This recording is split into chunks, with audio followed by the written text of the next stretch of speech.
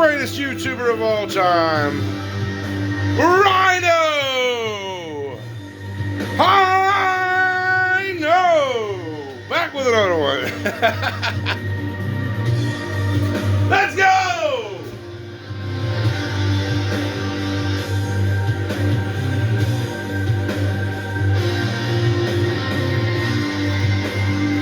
Pow! We're back with another one.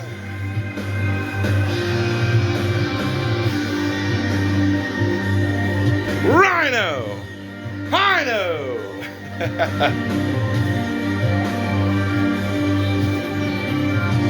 Welcome to the channel, brother. Welcome to the channel. This episode's for you. Let's go!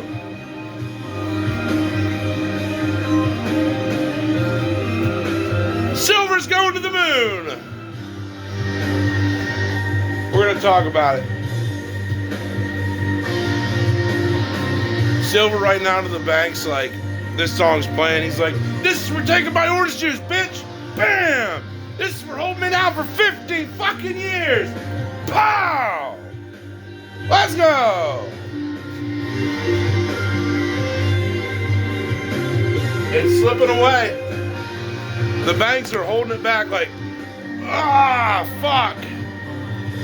We're gonna talk about it. And hey, for everyone holding Pokemon, this is good for you too, because the price of money being devalued is gonna pretty much pump those assets too. So, what am I talking about? It's very interesting because for years the banks had silver being cheap really working to their advantage. I mean, first of all, we're going to talk about three different areas of this triangle, where first the banks had silver prices being like $1 working in their advantage. Now they're 90 times that. So not only do they have the room for the price to slip away to help cover their asses, so this buys you time. It's like a scapegoat. And as that ratio starts to slip, it gets a lot worse, like a fracture. And this is what we're witnessing right now. Now, the next weapon in their arsenal is the paper shorts. And they have that working in their favor. They can short silver 300 to 1, 500 to 1. Who the fuck knows how many times they promised someone an ounce of silver that they don't own? I mean, we're all still kind of at a debate for that. We know it's definitely in the hundreds for sure. So not only do they have that working in their advantage, they have the dollars slip away, and they also had time as their advantage. And you have to watch this triangle, because as these start to shatter, as they start pulling away, it's like a triangle pushing out of each side. So like you have your triangle, and it's pushing, your time's pushing up. You have your price of silver pushing outwards, which is also up really, but it's pushing that way, and it's expanding the triangle to get bigger. And as it gets bigger and bigger and bigger and bigger, it finally just snaps. And that's when you see silver and gold go parabolic. And I mean, it makes today's numbers look like child's numbers. And that snappage is what we're all waiting for. Every silver stacker knows it's going to happen. When? We don't know. But it's looking like this is it. I mean, 50 years of suppression. It is like silver just being like, you know what, suppressing me all those years, you lying motherfuckers. Pow! They just kicked the motherfucking banks. But it's just such a crooked organization that it's like, I see people say more and more, wait, we pay taxes to these people?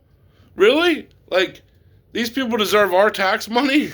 Like, they're just thugs, bro. Like, they really are. Like, I don't care if Trump's in there or Biden's in there. It's just thugs in there, man. It's just like there's still the same crooked organization running the same broken system. And they're just trying to patch things over until they get by. And it's not working. It's not working at all. And this is why I say there's nothing that can really stop these things from pushing this triangle out. And that's why holding your physical silver is a lot more important than having a contract, because those contracts, they can just not honor when the triangle breaks.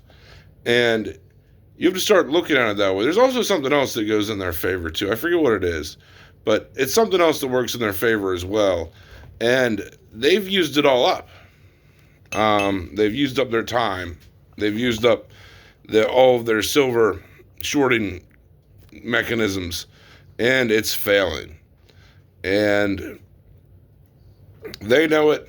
We know it. It's about to break. And it's crazy to see a roll of 1964 quarters be now $681 for a roll, or $618, I think. And it's crazy, man. That's a $17 quarter.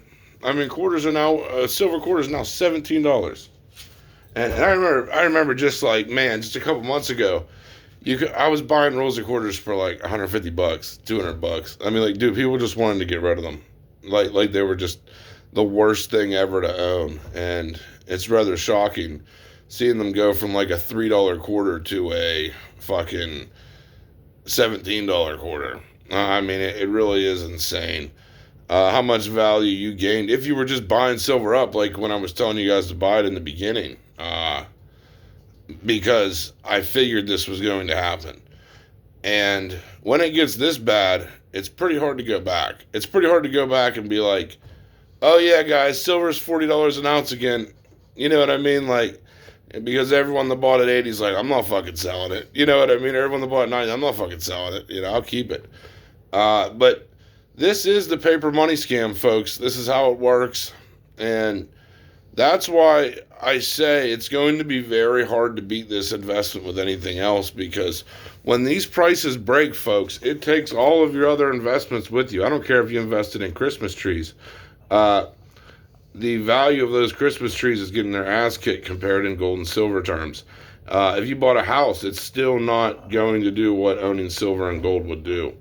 So there's almost no comparison, because they drain what you can sell your house for, or anything you own in money value. It gets drained in silver terms. In silver terms. So basically, it's like it's very interesting to see how that works.